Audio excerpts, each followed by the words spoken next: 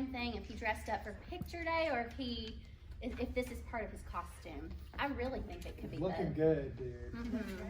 Yes, you're gonna do great. Any questions? Hold on just a second. I'm sorry. Any questions? All right, please be respectful of your peers and don't chat, okay? Go ahead, bud.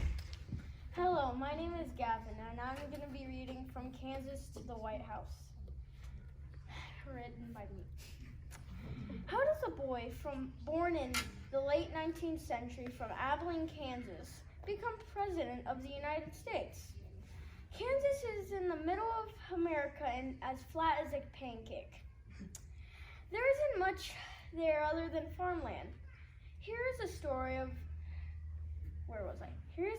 about a boy who lived on a farm, worked hard in school, trained with the best, and experienced so much in his life that would change the world and history. This is a story about a general and future president, Dwight D. Eisenhower. Dwight D. Eisenhower was born in Denton, Texas in 1890. One crazy year later, his mom and dad and brothers gleefully moved to Kansas to be closer to extended family. They were not a financially stable family. He had 7 productive brothers. Because his last name is Eisenhower, Dwight's nickname was Ike, and it lingered with him for the rest of his life. Eisenhower strategically played football throughout his high school and college years. He went to the reputable West Point Military Academy. College tuition was free as long as he served in the U.S. Army. He excitedly graduated from West Point in 1915. Dwight trained soldiers on military bases. Eisenhower got married in 1960 to lovely Mamie. Eisenhower did not serve in World War I because it was ended before he deployed. He studied thoroughly at the Command and Staff General College and was superbly first in his class.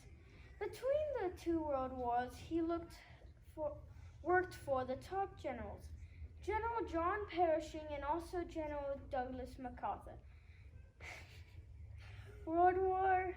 During World War II, Eisenhower effectively planned battles and actions. He also was in control of the Allied forces as Supreme Commander in Europe. After World War II, Ike thoughtfully helped set up NATO. His name became a household name, and many wanted him to become president as a war hero. It was easier to get both sides, Republican and Democrat, to vote him to be an accomplished and extraordinary president. Eisenhower was unequivocally elected the 34th president in 1956. In his first accomplishment, he reduced the gap between rich and poor. Because he was in a convoy in his early military career and saw the roads were in terrible condition, in his second accomplishment, he built 40,000 miles of road. His third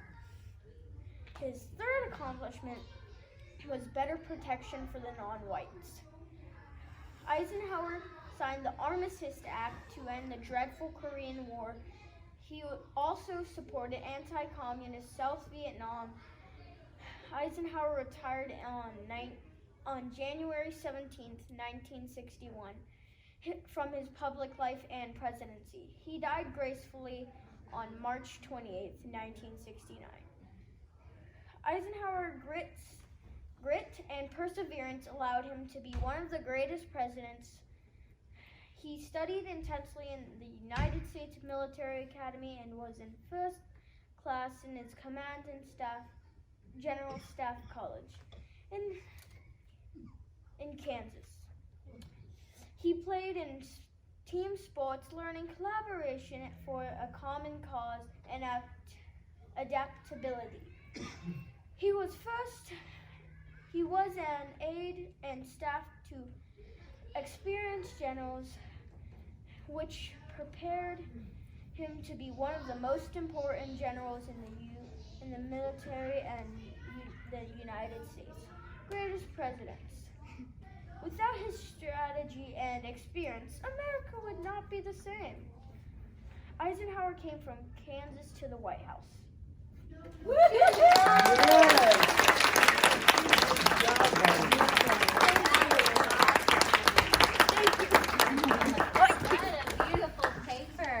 I loved that you felt so distinguished that you added that accent in there too. Love that.